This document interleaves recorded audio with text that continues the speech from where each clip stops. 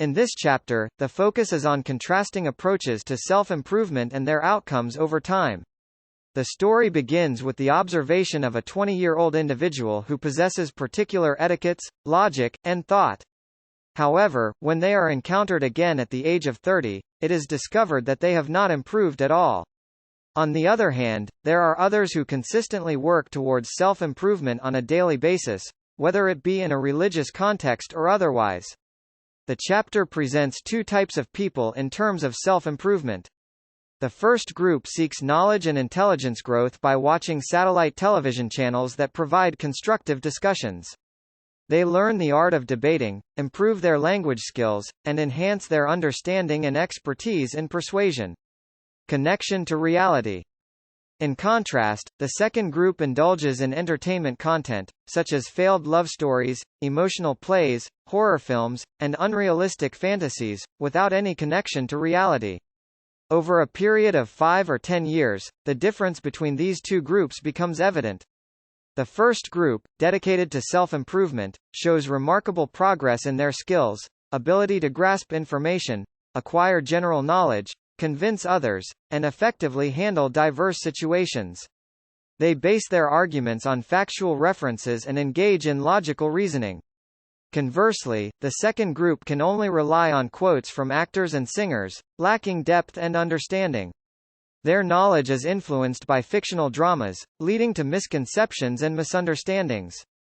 The chapter also highlights the significance of reading beneficial news and information instead of solely focusing on sports and entertainment news.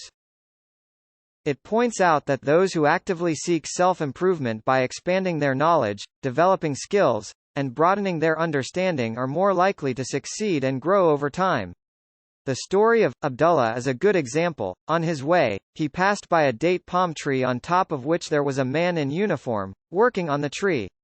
Abdullah became surprised and thought, "Who is this man that does not care about the prayer? It is as if he didn't even hear the adhan, or doesn't care about the iqama, which is about to go." He shouted in anger, "Get down and pray." The man responded coldly, "Okay, okay." He said, again, "Hurry up and pray, you donkey." The man screamed, "You called me a donkey?" He then took a branch of the tree and descended in order to hit him over the head with it.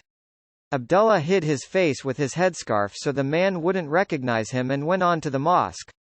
The man descended from the tree in anger, went to his house, prayed and rested for a while. He then returned to the tree to finish his job. Then, Asr time came and Abdullah went to the mosque again. On his way he passed by the same tree and noticed the same man working. He decided to change his method altogether and said, "Assalamu alaikum. How are you?" The man replied, "Alhamdulillah, I am fine." He said, "Give me some good news. How are the dates this year?" The man said, "Alhamdulillah." Abdullah said, "May Allah give you success and provision, make your life easy for you, and not deprive you of the reward for your work." The man was overjoyed at hearing this supplication and said Ameen to the prayer. Abdullah then said, "It seems that you are so preoccupied with work that perhaps you didn't notice the adhan for Asr prayer. The adhan has been called and the iqama is about to be given. Perhaps you should get down, relax a little and get ready for prayer. After the prayer you can get on with your work again. May Allah keep you healthy." The man said, "Inshallah, inshallah," and began to descend gently. He then turned to Abdullah, shook his hand warmly and said, "I would like to thank you for your excellent manners.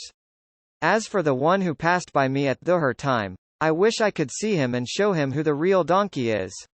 The story emphasizes the importance of good manners, highlighting how they can positively impact relationships and interactions.